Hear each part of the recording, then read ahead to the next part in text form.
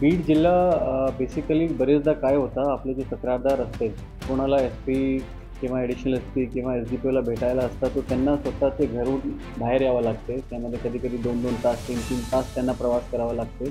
त्याच्यानंतर जो समोरचे ऑफिसर आहेत त्यांना पण त्यांचे जो ऑफिशियल कामानिमित्ताने ते ऑफिसला आहे की नाही, त्यामुळे बरेचदा लोकांना गैरसोय होते.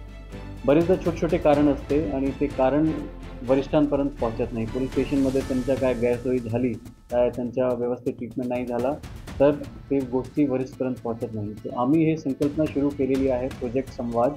हे ऑनरेबल CM सरांचे 100 डेजचा जो प्रोग्राम आहे, त्यामध्ये 2 इनिशिएटिव्हच्या सरांनी सांगितलं होतं. त्यापैकी आमचा एक इनिशिएटिव्ह आहे प्रोजेक्ट संवाद. त्यामध्ये QR कोड्स आम्ही पूर्ण डिस्ट्रिक्टमध्ये व्हायरल केलेला आहे. प्रत्येक पोलीस स्टेशनचे ठाणेदारचे सीटवर, ठाणे अंमलदार कक्षवर आणि इतर पोलीस स्टेशनचे ठिकाणी जिथे डायरेक्टली लोकांना व्हिजिबल आहे, तिथे आम्ही हे QR कोड लावलेले आहे. त्याच्यानंतर आम्ही Facebook, Instagram आणि बाकी इतर सोशल मीडियाच्या माध्यमातून सुद्धा आम्ही QR कोडची फोटो लोकांना पब्लिश केलेली आहे. याचा उद्देश हेच आहे की कोणाला कुठल्या प्रकारची तक्रार आहे, तर त्यांना आता पोलीस स्टेशनला जाण्याची किंवा वरिष्ठ ऑफिसरला जाण्याची गरज नाही. तुम्ही QR कोड स्कॅन करून तुम्ही तिथे सांगणार तुमचं नाव, मोबाईल नंबर आणि तुमच्या कोणत्या पोलीस स्टेशनबद्दल तक्रार आहे. तक्रारमध्ये तुम्ही पोलीस स्टेशनला भेटल्यानंतर तुम्ही समाधानी झाले की नाही झाले.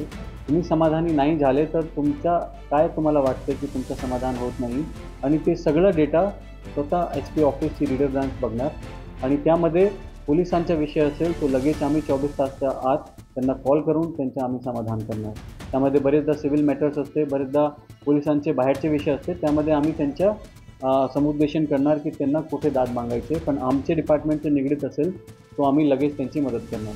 त्याच्याऐवजी आमचं रेटिंग सिस्टम तयार झालेला आहे QR कोडमध्ये.